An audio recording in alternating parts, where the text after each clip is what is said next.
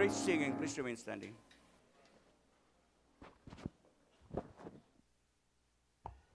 Kala nyo si Koy Koy yung mag-ano. Good morning. At maganda yung araw po natin ngayon, hindi gaano mainit. At sapagkat tayo ngayon ay nakapasok na sa bear month. Yan ho ang pinakamaganda mga kapatid. So, ako ay naniniwala na bawat sa atin ay excited po sa pananambahan sa umagang ito. Amen? It's always good to be in the house of the Lord at maganda po na tayo nakakapakinig during the Sunday school because Sunday school is very important. Sunday school is one of the factors, mga kapatid, very important factors or factor na kinakailangan po tayong lumago. No? Yan ho ang isa sa mga factors na tayo po talaga siguradong lalago because we're learning from it. Verse by verse, line upon line, precept upon precept. Okay? All right. So thank you for not missing the Sunday school. Amen. Are you happy? Amen. All right. At alam ko, bawat isa sa atin ay merong mga issues sa buhay, no? At masaya mang issue yan, malungkot man yan na issue, nakakaasar man yan na issue, basta't lahat tayo ay may mga issues, no?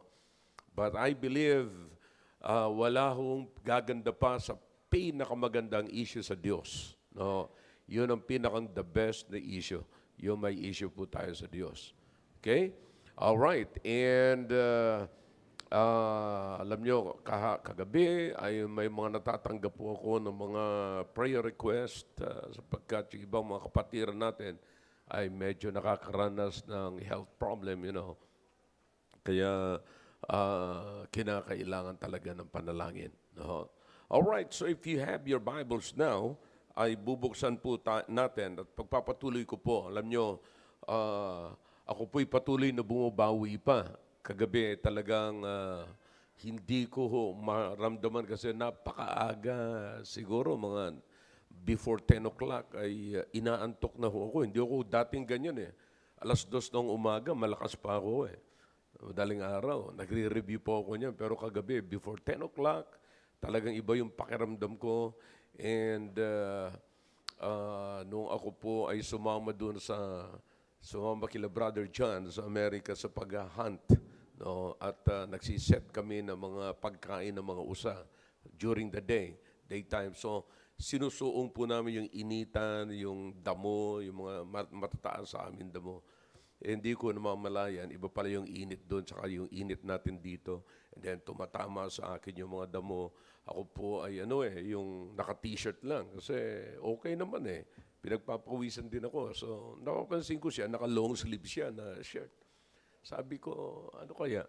So wala naman ako naramdaman. Pero pagbalik ko po rito, tinamaan yung mga braso ko ng mga kati-kati.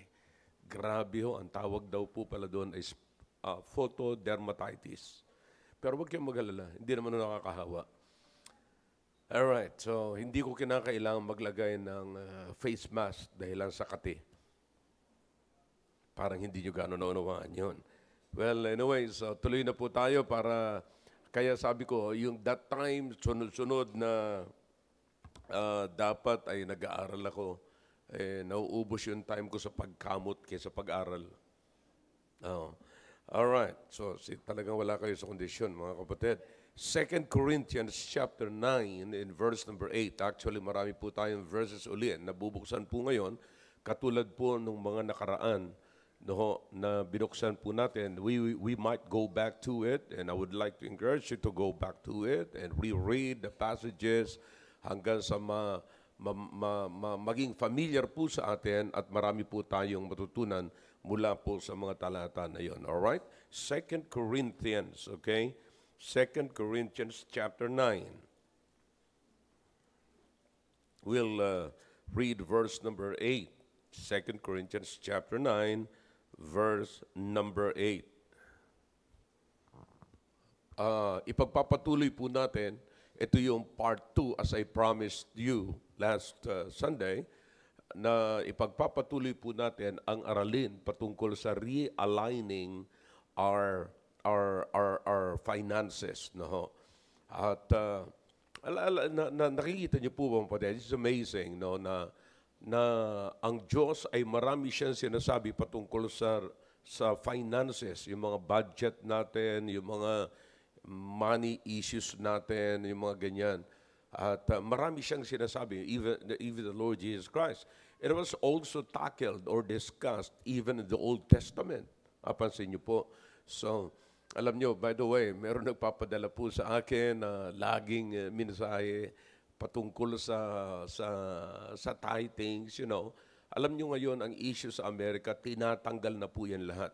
Maraming issue sa Amerika ngayon na naging dahilan ng pagiging great ng Amerika na tinatanggal na po ngayon. Number one issue is God. Pangalawa, soul winning. Pangatlo, giving. You see? And makikita niyo po ngayon parang wala ng respeto ang mga tao pagdating sa Diyos. See, meron silang tinatawag na come as you may. Come as you are. Pagka pumunta ka sa simbahan, come as you are. Tawag po doon is kaya, C-A-Y-A.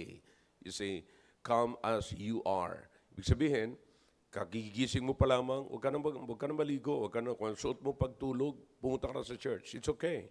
Sabi niya, ang verses na ginagamit po nila doon, isa sa mga verses na ginagamit po nila doon, yung paborito niyong talata sa Biblia, na ang Diyos ay tumitingin sa puso at hindi sa panlabas. You see, now, alam niyo, pag hindi mo niyo inaral ang Biblia by context, madadala po kayo nun. Madadala kayo. Kasi kung ang Diyos ay hindi tumitingin sa panlabas, bakit nakita niya, sinasabi sa Biblia, yung babae ay nagsusuot ng isang kasuutan na pang-hammer, pang-harlot. Yan ang colloquial na Greek word po noon, hammer. Sa Tagalog ay pokpok. Okay lang kayo mga kapatid?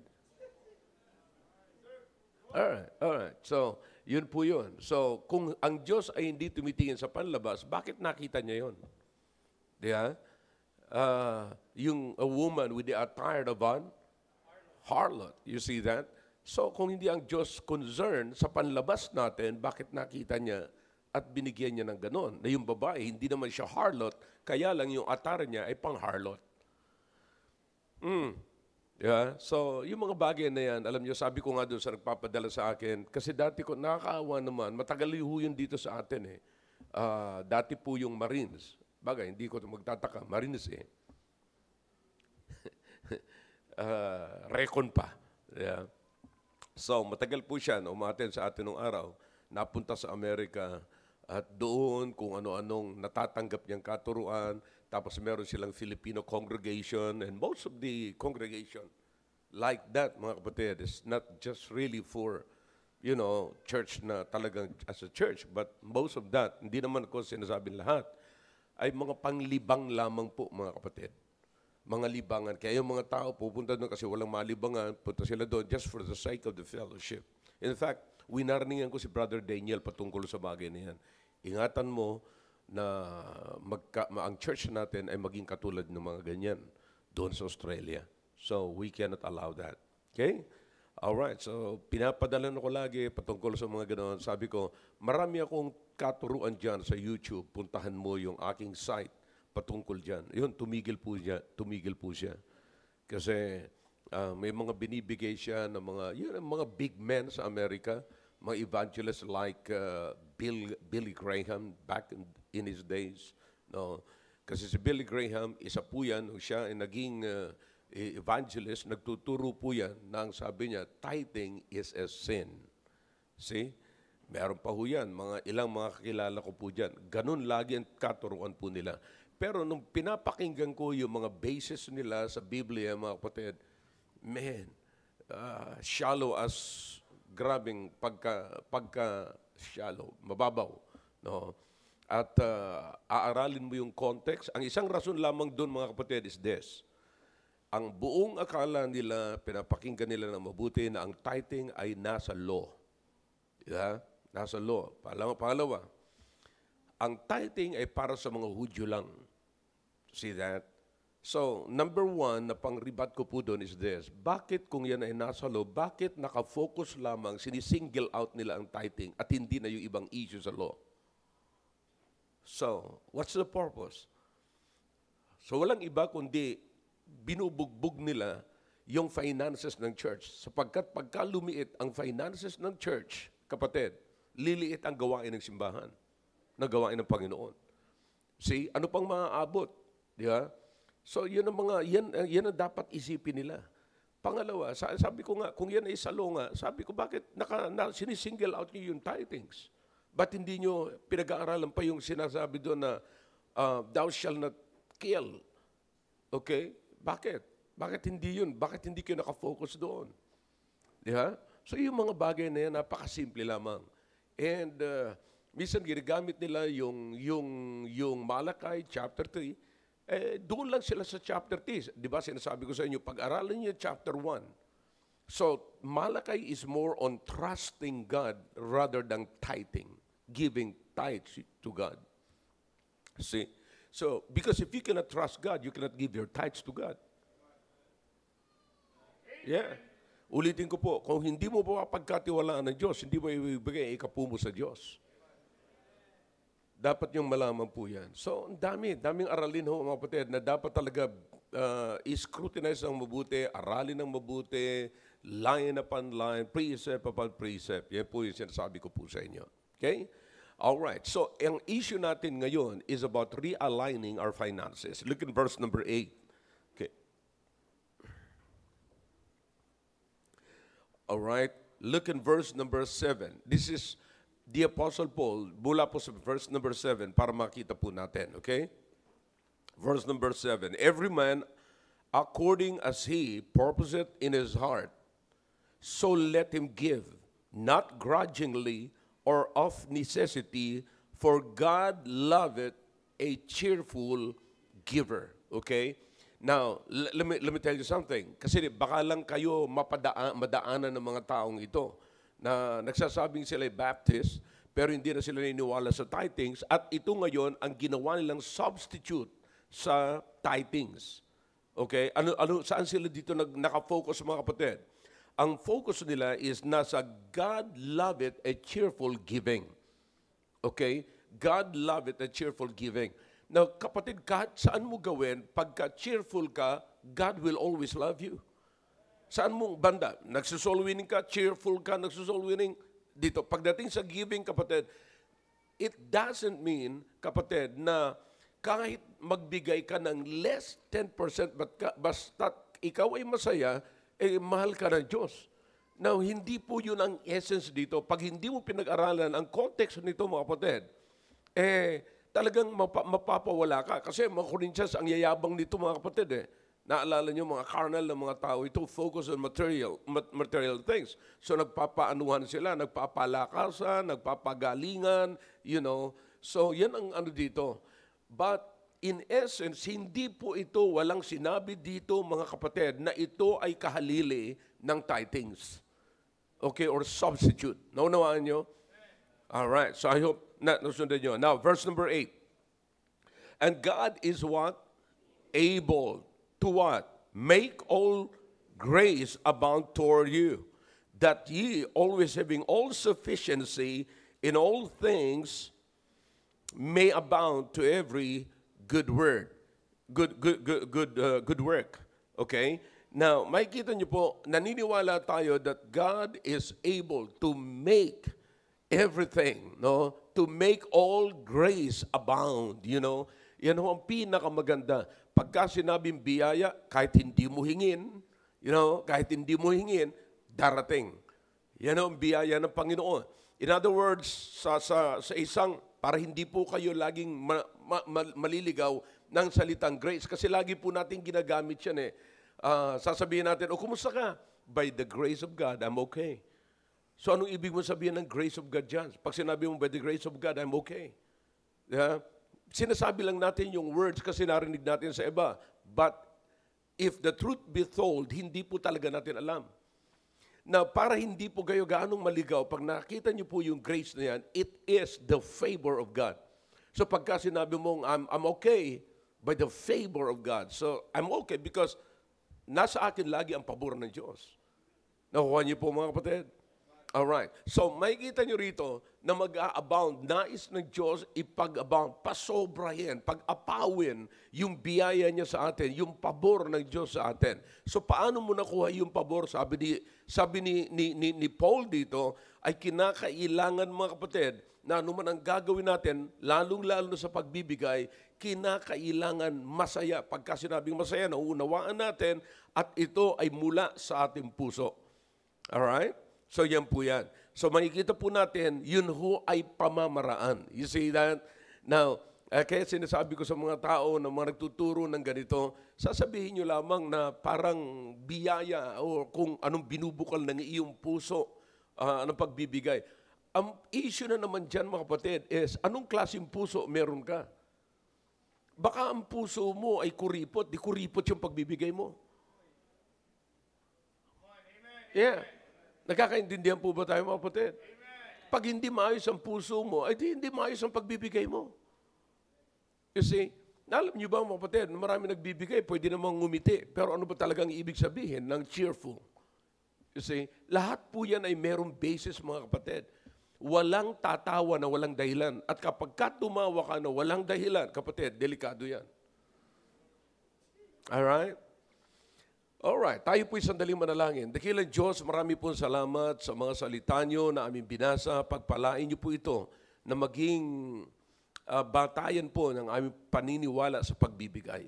At nawa po, matulungan nyo po kami. Ako po'y naniniwala na kapag kayo mananatili sa inyong salita ang aming gabay sa pag-realign ng aming finances.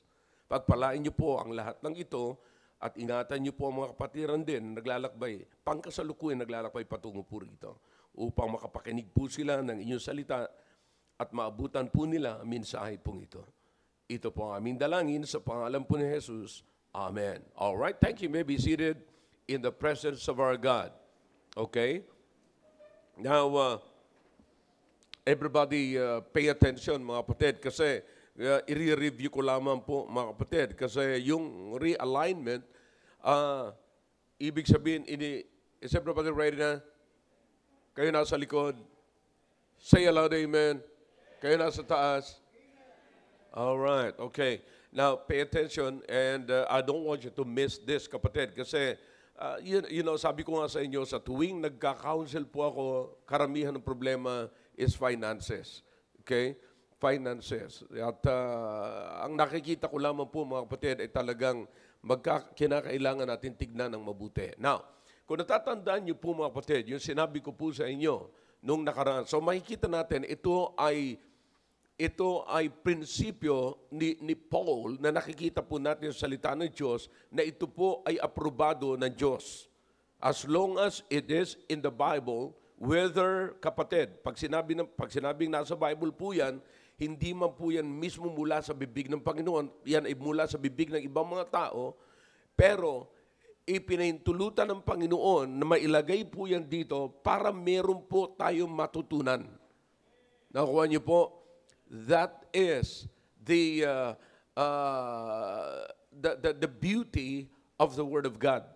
Okay? Now, so makikita natin, ito po yung salita ni Paul na ipinapakita niya po, mga kapatid, sa mga taga-Korinto, and of course, as a church, ay ito po yung applicable po sa atin. Okay? Ano po ang pinapakita rito ni Paul? Yung pagbibigay na hindi tama at pagbibigay na tama. Okay? May mga binanggit dyan si Paul na sabi niya, not. Okay? Not. Ano yung not? Not grudgingly and not of necessity. All right? Hindi ka magbibigay na nag-aalanganin ka, nagdududa ka, or may pag-aalinlangan. Yan ang ibig sabihin. May pag-aalinlangan. At ang isa pa, hindi lamang po yung may pag-aalinlangan, kundi dahilan sa pangangailangan. You see? So, kasi ang mga taong nagbibigay po na ayon lamang sa pangangailangan, pagdating sa gawain ng Panginoon, listen to me now, yan po yung hindi consistent giver. Hindi po yan consistent. You see? Now listen, ang pagbibigay po natin sa Panginoon ay dahilan sa pagbibigay ng Diyos sa atin. As long as God is giving us blessings, kapatid, we ought also to bless God. Amen. All right. Now, so realignment is yung bang kaya na brought up ang issue nito mga kapatid sapagkat ang nakakalungkot kapag ka po tayo ay gumagawa ng mga excuses. Gumagawa po tayo ng dahilan para hindi makapagbigay sa Panginoon. Now, alam niyo po ba yung sinasabi po natin o paggagawa natin ng dahilan para hindi tayo makapagbigay sa Panginoon? Para din po tayo gumagawa ng dahilan para hindi tayo pagpalain ng Diyos. Kung mayroong pagpapala sa pagbibigay, gumagawa naman tayo ng dahilan para hindi makapagbigay, di gumagawa tayo ng dahilan para hindi pagpalain ng Diyos. Okay? Am I waking you up? Okay. So yan po ang dapat po nating makita mga kapatid. So kaya nga po mga kapatid, nire-realign natin, inaayos natin yung pamamaraan natin sa pagbibigay. Sapagkat ako personally, ayoko ho mga kapatid na gumawa ng dahilan para ako'y hindi pagpalain ng Diyos. Sa halip, gumagawa ako ng dahilan kapag kahit wala na po akong rason. Tignan nyo, listen, gusto ko magbigay sa Diyos. Hindi ko lamang titignan na wala naman akong dapat ibigay na tithes eh. Bakit ako magbibigay sa Diyos? You see, so naghahanap ho ako lagi ng rason para makapagbigay ko sa Panginoon.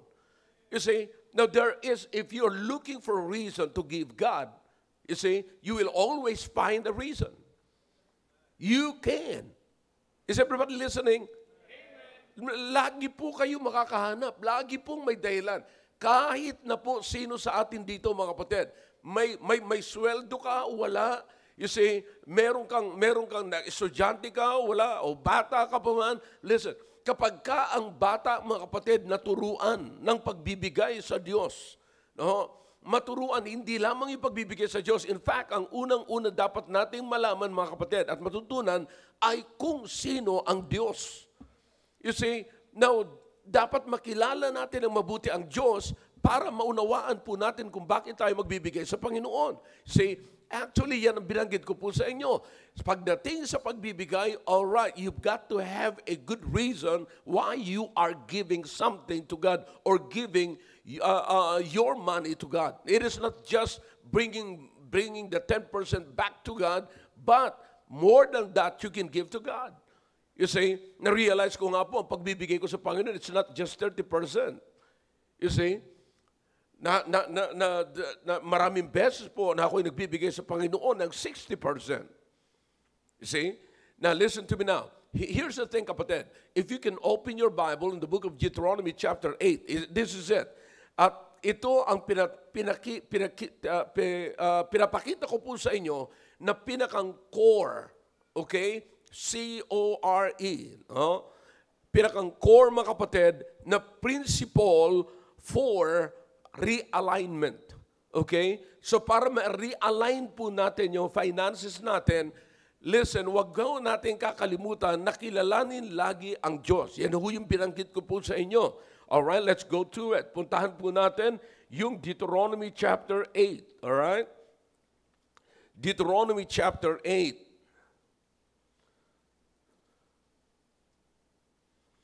Are you with me now? Alright. Now, verse number 18. Verse number 18. Okay? Andiyan na po kayo. Alright. Yung mga walang Bible, mga kapatid, just look up to the screen and we'll give you the passage. Okay? Now, but thou shalt what? Remember the Lord thy God. Notice the first phrase na nakalagay po dyan. Remember the Lord thy God. You see, now, listen, when you give, wag niyong kakalimutan na, you know, listen. Everybody, heads up, dito po tayo nakatingin. Ang mali-mali sa buhay natin, mga kapatid, pagka dumating sa punto na tayo magbibigay ng ating kaloob sa Panginoon, ang nasa isip natin ay yung mga bills. Tapos ang nasa isip natin yung mga commodities natin. Yeah? Ano yun? Yung mga bibili natin, mga bigas, ulam, and then yung pang mga bayarin na sa school ng ating mga anak. Pagka yan ho ang nasa isip natin na tayo nagbibigay, kapatid, I promise you, you cannot give accordingly. Hindi ka makakapagbigay ng ayon at nakatutuwa sa Panginoon. You cannot give cheerfully. Hindi ka makakapagbigay ng masaya. Alam niyo kung bakit? Nasa isip mo, may mamaminus eh. Let's be honest. Come on. Maging honest po tayo ngayon. Ang tinatanggal ko po ngayong umaga, yung doubts natin, yung isang bagay na nagiging dahilan para hindi tayo pagpalain ng Panginoon. Listen, sayang na nagkaroon kayo ng pastor na hindi magiging dahilan ng pagpapala ninyo.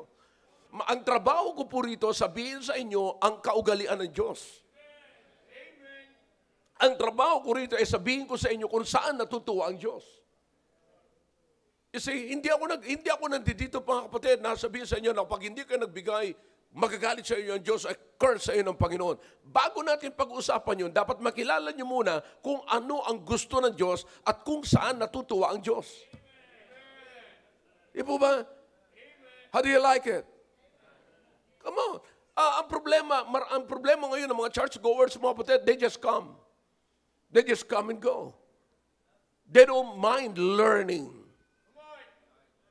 You see, let's learn something here. So, notice what the Bible says here. The opening statement is what? Thou shalt what? Come on, put it there. But thou shalt what? What's the word? Remember. That's the key. Remember. Put him. Sinong aalalahanin natin mga kapatid? Remember the what? The Lord. The Lord is in capital. It means the God. You see, that commands. Pag nakita niyo po yung Lord, isipin niyo lagi yung lordship. Kapag merong lordship, merong superior kapatid. That you have to submit to His lordship. Nakuha niyo po? This is not just a study or a sermon, kapatid. May Bible study tayo rito. Dapat yung maunawaan. Pag every time na nababanggit sa Bible ninyo, yung salitang Lord, isipin niyo po yung lordship. At kung merong lordship, you have to submit to His authority. Okay? Now, sabi ng Biblia, back to the verse, please. Remember the Lord thy God. You see that? So, everything there is in capital letter, referring to the God, the creator of the universe. You see that? Now, so makikita niyo mga kapatid, ang sabi ng Biblia, for it is He that what? Giveth thee what? Power. You see that? So He is Lord, but He is also God. And because He is God, He's got the power to give you what? Come on, talk back to me. Wealth. Naunawaan niyo kapatid? So, sapagkat siya Diyos. But listen, sabi ko nga sa inyo, bago kayo magbigay, yan muna ang ilagay natin sa isip natin. Okay? Hindi yung bills. Hindi yung mga isipin yung nagugustuhan yung Louis Vuitton na bibilhin nyo na nag-iipon kayo. You see? Now, mabuti pa para sa Louis Vuitton, nag-iipon kayo ng pera para kay Louis Vuitton pero hindi ka nag-iipon ng kayamanan sa langit. That's a sad thing. Yeah? So, you understand, maliwanag po dito mga kapatid, it is He that giveth you power to get wealth. That He may what? May rason po siya, kapatid, kung bakit bibigyan kayo ng kayamanan. You see that? Notice what the Bible says here. That He may establish His what? Covenant which He sware unto thy fathers as it is this day. You see that? God remembers His covenant to our forefathers. Imagine na kung paano, naalala nyo, sino ang tinutukoy na isa sa mga fathers po dito mga kapatid? Sa point na ito, sa context na ito, remember Abraham? Sabi ko sa inyo, nung nakaraang linggo mga kapatid, si Abraham ay mayaman na. Ginamit ng Biblia yung salitang rich in cattle and others. Okay, mayaman na si Abraham. Imagine na paalisin ng Panginoon siya doon sa Ur, tapos pinangakuan siya ng Panginoon, pag yayamanin kita, ay mayaman na yun eh. So imagine kung anong klaseng kayamanan meron pa ang Diyos para kay Abraham. God don't want us to settle for less. Kung tao ang pag-uusapan, mga kapatid, okay na siya. Mayaman na siya. Ano pang kailangan ni Abraham, mga kapatid? Pero tinawag siya ng Diyos. Bagamat hindi tinatawag ng Diyos yung mga mayaman, lahat tinatawag. Pero ang nais kong makita nyo rito, mga kapatid, anumang meron tayo ngayon, huwag mo munang ipagmalaki yan sapagkat pwede pandagdagan ng Diyos yan. Binasa natin kanina, mga kapatid, sa sulat ni Paul sa mga taga-Korinto, God is able to make all what? Come on. Grace abound in you. You understand the Bible? Sayang naman, kapatid, may Biblia tayo tapos hindi natin papaniwalaan. He is able to make all grace abound in you. Okay? Now, same thing, makikita mo yan kay Abraham. May example na eh. Okay? Tinawag niya. Bakit? Ngayon, sinasabi niya ngayon sa mga sumusunod kay Abraham, alright, hanggang sa makarating sa henerasyon natin, God is still the same. Remember that He is the same. Come on, shout it. Then, and, see that? Good. Alam po natin yan. Alam po natin yan. Pero gaano po natin tinitake yung salita ng Diyos? He can keep the covenant, His covenant with Abraham, with our fathers, na sabi niya, I'll do the same. Gagawin ko kung anong ginawa ko kay Abraham, yun din ang gagawin ko hanggang sa henerasyon na ito. Sapagkat hindi ako apektado na nangyayari sa ibabaw ng mundong ito. See? God is in control. Kaya mahalaga na ilalagay niyo po yung Lord and God. Mahalaga. Pag binanggit siya sa Bible, kapatid, hindi ko basta-basta binibigyan lang yan na parang nabasa ko yung Lord, nabasa ko yung God. No. Bakit napakatindi rito ang requirement na kinakailangan kilalanin ko ang Lordship ng Panginoon? Bakit? What is in this passage? Bakit it catches my attention? It calls my attention. Bakit? Kinakailangan mag-focus ako doon sa Lordship na yan. Anong meron? Anong pinupush sa akin ng Diyos? Diha? So, we should consider that in studying the Bible, mga kapatid. Huwag kayong maging passive sa ganyan. May gustong ipahiwatig ang Diyos sa atin, kapatid. Amen? And so, let's keep going. And then, sabi niya, today, Father, as it is in this day. See that? Kayang gawin ng Diyos hanggang sa panahon na ito, mga kapatid. Kayang gawin ng Diyos. Alright? Now, so, ang unang-unang makita natin, sabi ko sa inyo, one of the core principles for realignment is kilalanin natin mabuti ang Diyos. You see, that God is the source of everything. God is not a source of everything. Okay? The second thing is this. God is willing to entrust His wealth to us. Listen now. You have to be reminded that we are just a passing through. We are just strangers. We are strangers of this land. Estranghero lamang po tayo rito. Thus, kung tayo po estranghero lamang po rito, mga kapatid, everything that we possess, everything that we have is only for stewardship. Stewardship, not for ownership. You see? Alam niyo kung ano yung pag-aari natin, mga kapatid? Yung makikita pa ho natin sa langit. That's why even the Apostle Paul, we are encouraged to what? Lay up our, where? In heaven. Yun ang pag-aari natin. Pero yung hindi makakarating sa langit, kapatid, hindi natin pag-aari yun. Di ba? Kasi may iwanan natin eh. May iwanan natin eh. You see? So makikita nyo, ang magandang realignment, mga kapatid, is realign natin. Kalimutan natin yung ownership, anumang bagay na hindi mo makukontrol dito sa lupang ito, hindi mo pag-aari yan. Naunawaan niyo, mga kapatid? Anything that is out of your control, you cannot control. Nakuha nyo? That's a principle right there. Okay? Anything that is out of your control, you cannot control. Okay? Now, so, may kita po natin dito na anumang meron ka rito, isipin mo, yan ba'y pag-aari mo o pinagkatiwalaan ka lang? Okay? Lahat ng bagay sapagkat maging sa sarili po natin, hindi po natin pag-aari ang ating katawan. You are not of your own. That's what the Bible says. So, steward lamang po tayo mga kapatid. Pinagkatiwalaan lamang po tayo ng Panginoon. Anumang meron po tayo. Kaya minsan mga kapatid, nagpapatayan ng mga tao. O tingnan nyo. Kung ano nangyayari po ngayon. Every time na may eleksyon, tapos na ang eleksyon, you know, ang issue pa rin is makaupo sa pwesto nila. Anong meron dyan sa pwesto na yan? Di ba?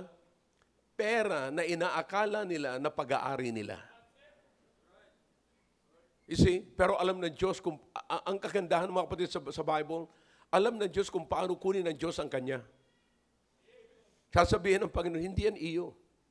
Akin yan. The earth is mine, the gold, the silver is mine, and the earth is mine, and the fullness thereof.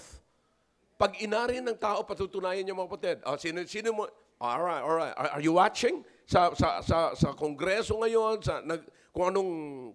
what's going on today, sa mga issues ng pagnanakaw, using the flood control that cannot control the flood. They built flood control that they cannot control the flood. You see, alam niyo kung bakit ang multo ay laging nasa tulay? Kasi lahat ng tulay, karamihan ay ghost project. Pwede mo na isama yun pag nagsalita ka sa West Philippine Sea. Yeah.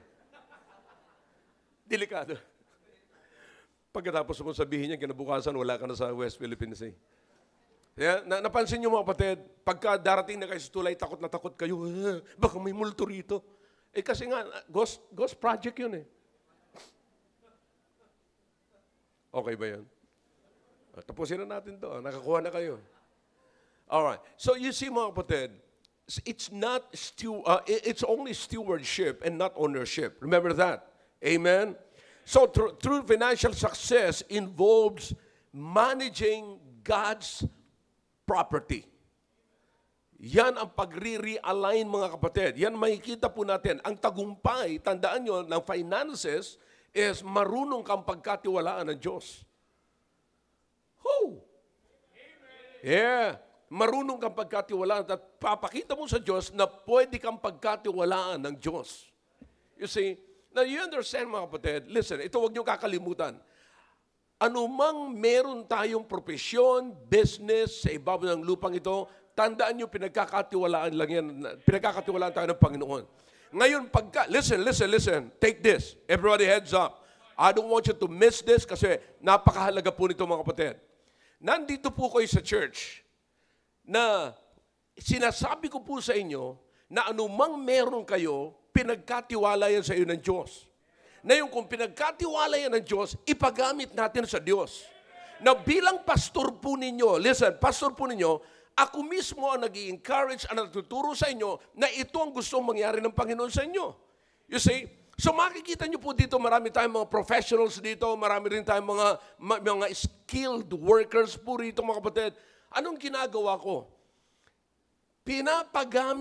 Tinuturuan ko kayo na paggamit ninyo sa Panginoon yung skill ninyo. Yung profession ninyo. Kasi makikita nyo rito mga kapatid, meron tayong clinic. Diba? Meron tayong clinic. Nandiyan si Doc Eugene. Nandiyan yung mga may alam na tayo dito. May dental tayo dyan. Nandiyan si Doc Lani, nandiyan si Doc Emily, nandiyan din si Brother Conrad bilang isang nurse, nandiyan din si Leslie. And ito po yung mga as far as profession is concerned, Actually, ginamit na po nila yan sa labas eh. Ngayon, si Doc Eugene, pangkasalukuyang may clinic sa labas. Nagpapagamit. Si Doc Lani, pagdating sa dental, may clinic po yan sa labas. Si Doc Emily, you see, si Conrad, may clinic po siya rito. You see, now listen to me now. Don't miss this. Makinig na mabuti. Listen. Pag dito po sila nagtatrabaho sa church, hindi po sila nagpapabayad. Alam niyo kung bakit? Yung kanilang profession ay pinapagamit po nila sa Panginoon. Yan po yung investment. You see, now ako naman, tinutulungan ko po kayo, tini-encourage ko kayo kung paano gamitin yung profession ninyo, yung skill ninyo.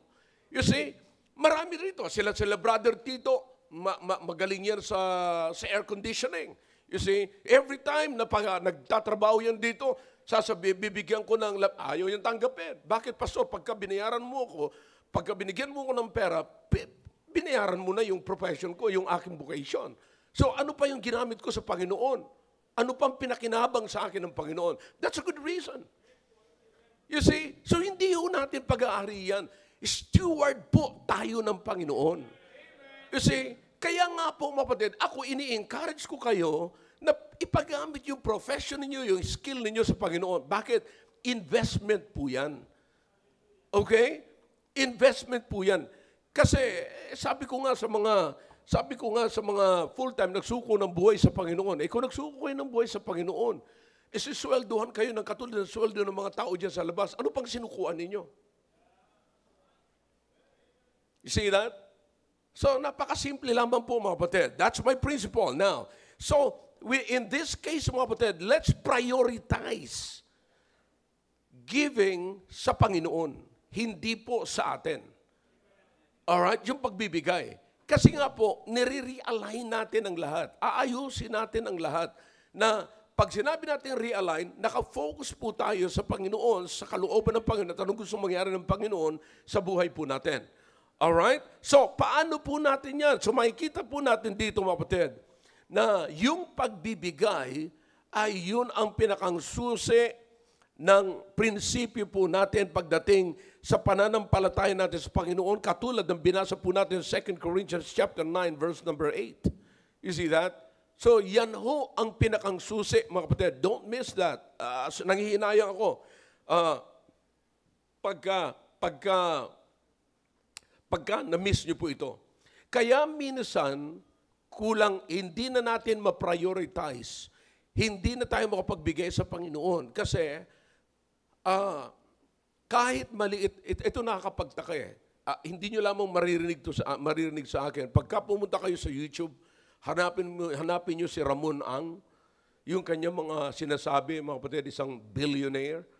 You see, pag hinanap nyo, sabi niya, alam nyo kung bakit ang mga Pilipino naghihirap? Kukunti na nga lang ang sweldo, gusto pa ang mga bibilhin, mga signature. Hindi makapagsuot ng t-shirt na walang buhaya. Hindi makapagsuot ng t-shirt na walang tatak ng Adidas, Under Armour, Nike, kung ano-ano pa. Pero siya, sabi niya, ang pang-ilalang undershirt niya, ang t-shirt niya, hanggang ngayon, sabi niya, binibili niya pa rin sa Divisoria. See that? So, kaya maging yung mga anak nila, hindi niya naturuan na magyabang. You see, wala kayong balita na makakagumastos ang kanyang mga anak ng dinner ng 700-something thousand. Yeah. Pero mga kapatid, nais kong sabihin sa inyo, ang problema natin, kaya minsan nagkukulang tayo at naisa-sacrifice natin, at ang una nating isa-sacrifice at babawasan at kakaltasan yung para sa Panginoon. Na kung tutuusin, yun ang uunahin natin kasi siya yung may kapangyarihan na magbigay sa atin ng kayamanan. You see, now in chapter 9 ng book of 2 Corinthians, ano sabi doon mga kapatid? God is able to make all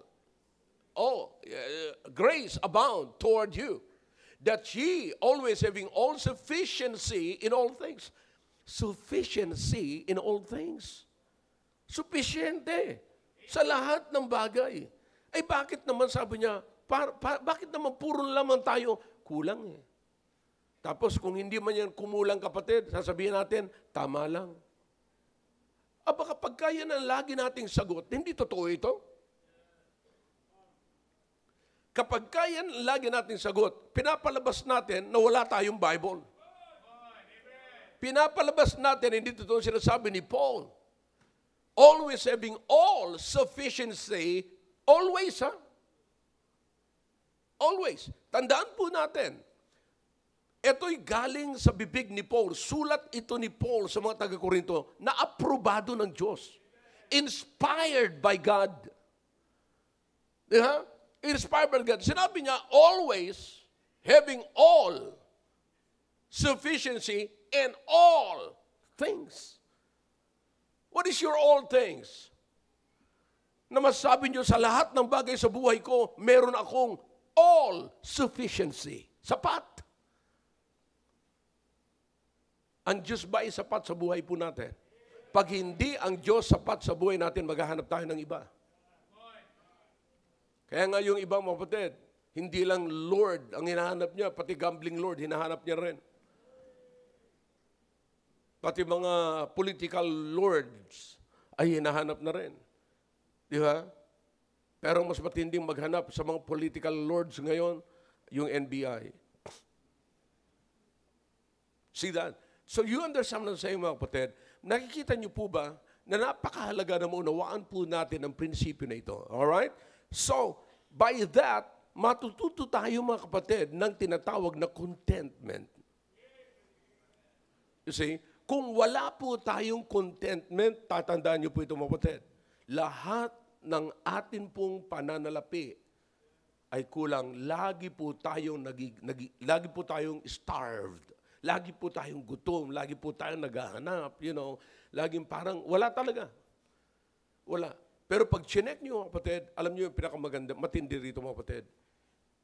Yung bang matuto tayo na mamuhay ayon sa ating kinikita. Mangyayari lamang po yun, mga kapatid, pag tinanggal ng Panginoon yung ating appetite sa mga bagay na hindi na po natin kailangan. In other words, pag nakakain ka ng itlog sa umaga, ng tuyo sa umaga, or isda sa umaga, or talbos ng kung ano-ano man talbos, you see, parang may masasabi mo, wow, this is what I need. This is what I need. Makakain ka ng kangkong, alam niyo yung kangkong, mga kapatid, napaka-grabe yun, magbigay ng energy. No? Kangkong, piliin nyo lamang po. Ang pinakamaganda at masustansyang kangkong, yung natanim, mga kapatid, sa may ilog na labasan ng galing sa septic tank. You see, very matataba ho yan, mga kapatid, pero healthy. No.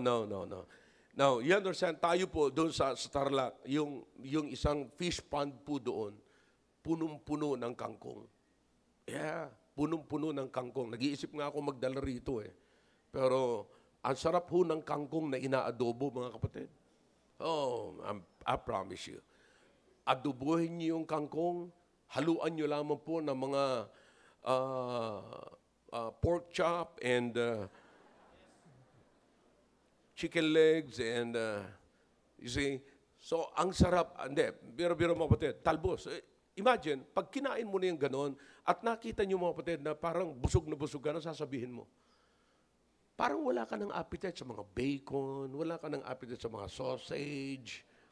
You see, wala ka ng appetite doon sa mga pagkain na punong-puno ng preservatives. Parang mawawala na yung appetite mo sa pagkain ng ice cream after meal, you know. So, because binibigyan ka ng Panginoon ng contentment. Yan ang pinakamaganda. Alam niyo ba, kapatid, kapag hindi ka binigyan ng Panginoon ng contentment, pinairal mo yung flesh mo, kakakain mo lang, nag-iisip ka na naman uli na makakain. Kabi-breakfast lamang na nasa isip niya na, ano kayang lunch?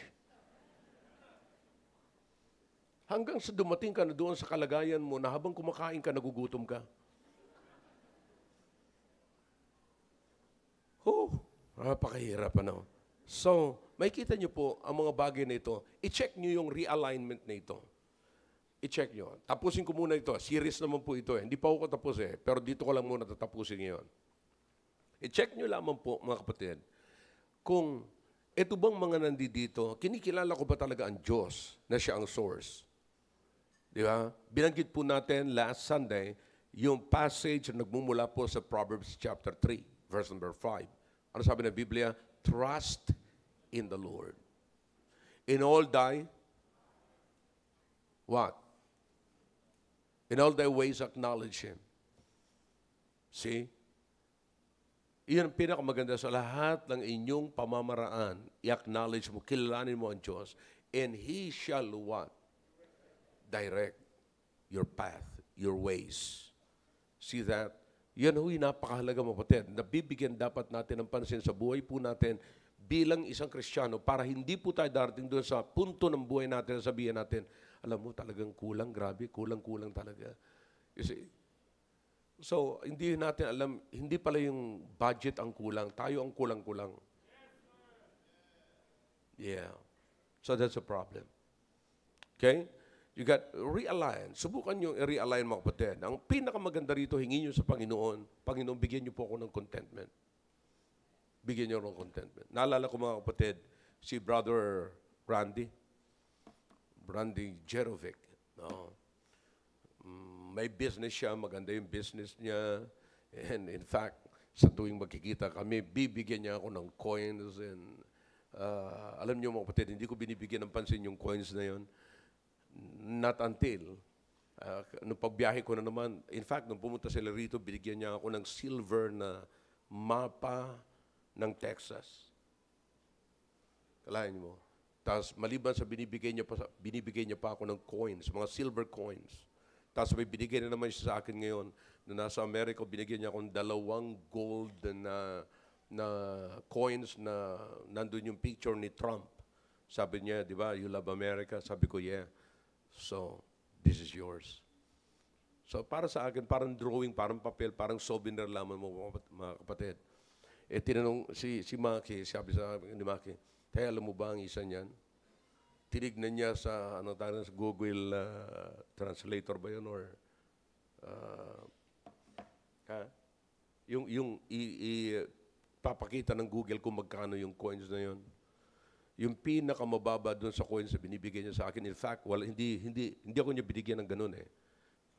Binigyan niya sa Lamaki, binigyan niyo ilan sa inyo rito, binigyan din kayo, di ba? Nagkakahalaga ng 3,000 plus. Eh, may ibang mga binigay niyo pala sa akin, more than 8,000. So pag inipon-ipon niyo yun, mga kapatid, kulang-kulang 100,000 na doon sa table ko na hindi ko lang pinapansin. Gusto niyo? Lalo na siguro sa Texas na yun, mahal yun. See that? Eh, ganun pala yun. Pero alam niyo mga kapatid, ito nakita ko sa kanya. Pinapakita ko lang sa inyo yung business niya para malaman niyo na he is able to buy. In fact, nung nandoon ako, sinama niya ako sa bilihan ng sombrero, ng cowboy, bilihan ng boots. Eh, hindi nagkaayos kami sa boots kasi hindi ko gusto niyang bilhin yung masyado ng sobrang mahal, sabi ko. Hindi na practical. Okay? So, meron akong nagustuhan na tama lang, mga kapatid. Okay? So, dinadala niya ako doon. Nung hindi niya na, sabi niya, I'll just ship it to you kung hindi na nakuha yung boots. But anyways, ang point ko ganito mga kapatid, every time nakakain kami, kasama niya yung wife niya, share sila sa order na isa. See? You understand what I'm saying? Share sila. Last lunch namin, hindi niya sinabi sa akin na ganun pala karami yung order ko. Order ako ng lunch, sabi ko, yung lunch is parang talagang may tawag doon eh.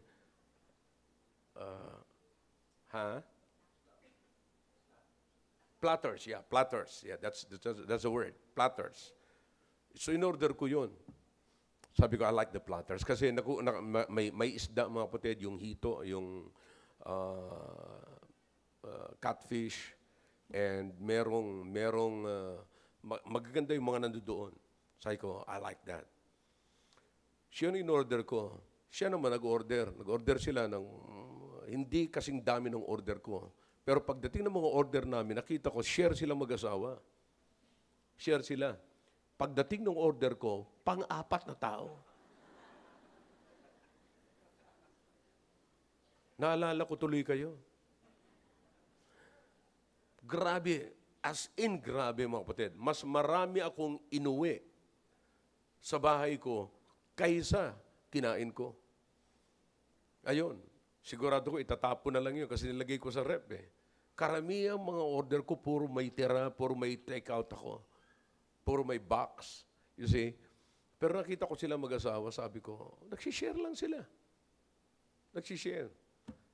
You know what? Sometimes gusto nating gayahin yung mga mayayaman, you know, na dinner na almost 800,000, you know.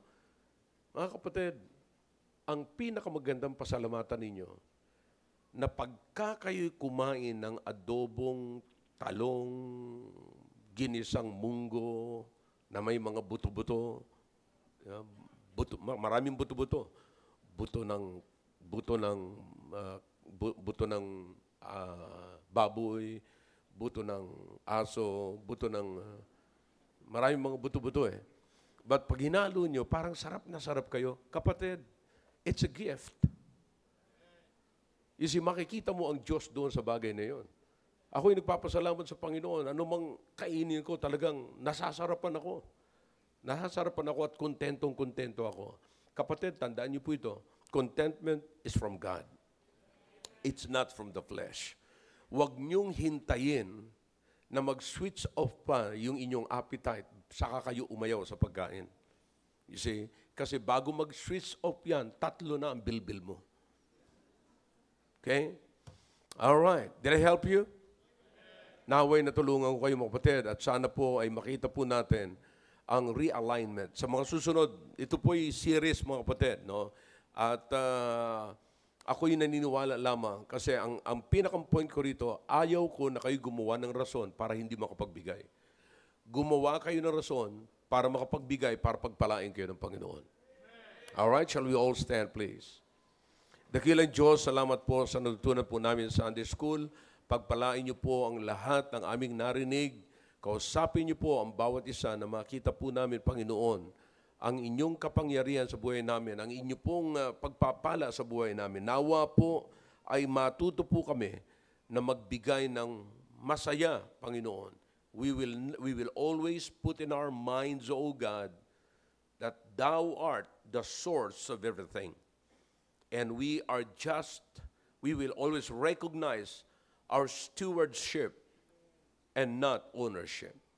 You own everything. Hindi po kami ang may-ari. Kayo po ang may-ari. Kami lamang ang inyong katiwala. Pagpalain niyo po ang masusunod pang gawain po namin. Please, kayo po ang mangunat po, magitna po kayo sa amin.